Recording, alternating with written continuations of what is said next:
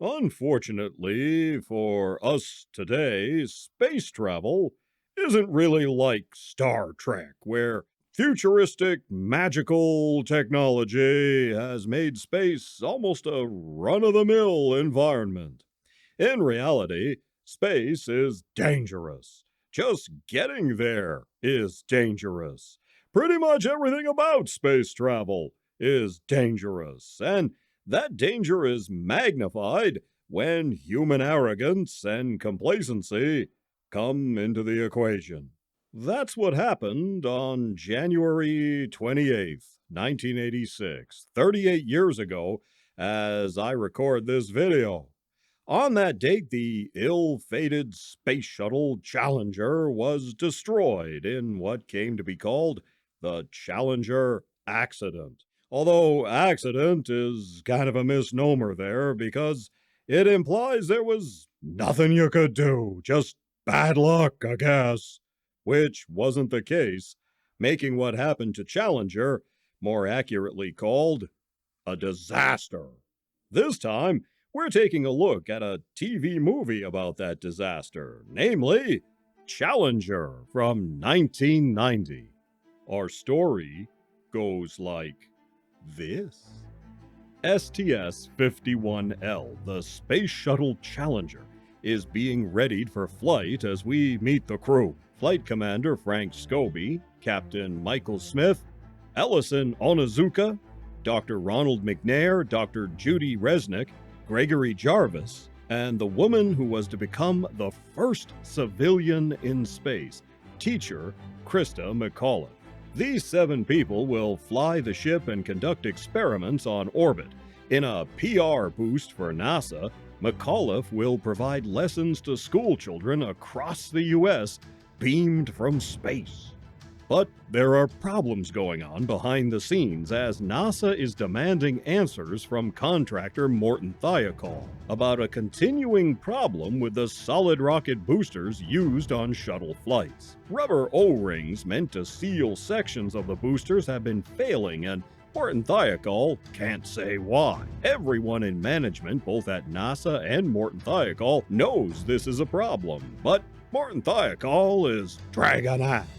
Because if NASA has to scrub the pending flight, it could be months before a solution is found, and that will cost Morton Thiokol lots of money. So even though they do raise concerns just hours before launch, the flight is cleared, despite strong objections by people both at NASA and an engineer at Morton Thiokol who works on the O-rings.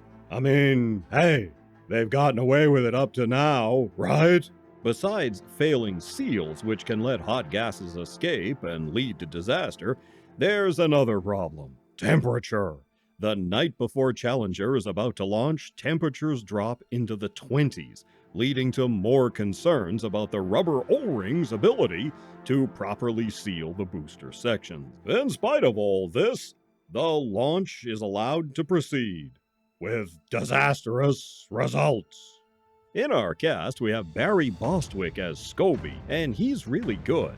Peter Boyle plays the Morton Thiokol engineer trying to raise awareness of the O-ring problem to his higher-ups. Lane Smith, Perry White from Lois and Clark, is a standout as the NASA guy trying to get answers from Morton Thiokol. You'll also spot Angela Bassett, who plays McNair's wife, and Karen Allen from Raiders of the Lost Ark especially knocks it out of the park as Christa McAuliffe. She's sort of the face of the thing, as she was on the flight, and the movie does partially revolve around her character.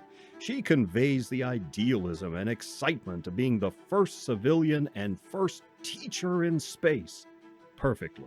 The whole cast is really good, and we have time to get to know all of the characters. Peter Boyle is perhaps the weakest link, surprisingly. He's either overwrought or cowed, depending on what's happening, but I'd say that was a fairly minor quibble. This movie splits the action between the crew and their families as we get to know them, the NASA administrators debating the O-ring problem, and the people at Morton Thiokol. In some ways, Challenger is almost a procedural, but It is very interesting, and I think they did make a real effort to show things as they happened. Like, check this out. This is the actual crew portrait of the real-life crew of the Space Shuttle Challenger. And in the movie, they tried to recreate the moment this image was captured, and they did it pretty well. In fact, I think they did a lot of things well. So, where does this movie fall down? No pun intended. Well, if anything, I think they played it safe. Maybe too safe. There are no real bad guys here, except perhaps some shadowy higher-ups at Martin Thiokol, who we never even get to meet. And our crew is almost impossibly idyllic. Were they really that friendly, that personable, that amiable, that dedicated, that perfect? In real life? Well, unless you knew them personally, there's no way to say. They tacked on a bit of domestic melodrama with Onizuka, his wife being upset that he works late hours, but other than that, the crew comes off as sort of saintly.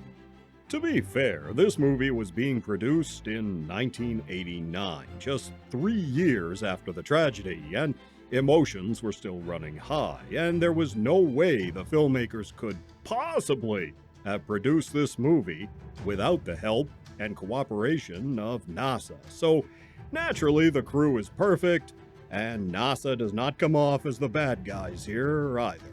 Now, you know, I don't give spoilers in my reviews, but we all know what's gonna happen to the Challenger and her crew.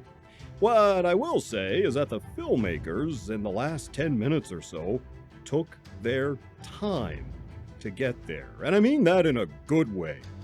Everything is routine, step by step, as the crew boards the ship and takes their places. And the filmmakers fade out at the perfect moment. They showed the kind of restraint you'll never find in Hollywood today. And it was the right choice. In fact, I think they made a lot of good choices here, and ultimately, the movie is well worth a watch, especially for the performances from Alan, Lane, and Bostwick. So, I'm giving Challenger 2 3/4 paws up. You take care of yourselves, and I'll see you in the next one.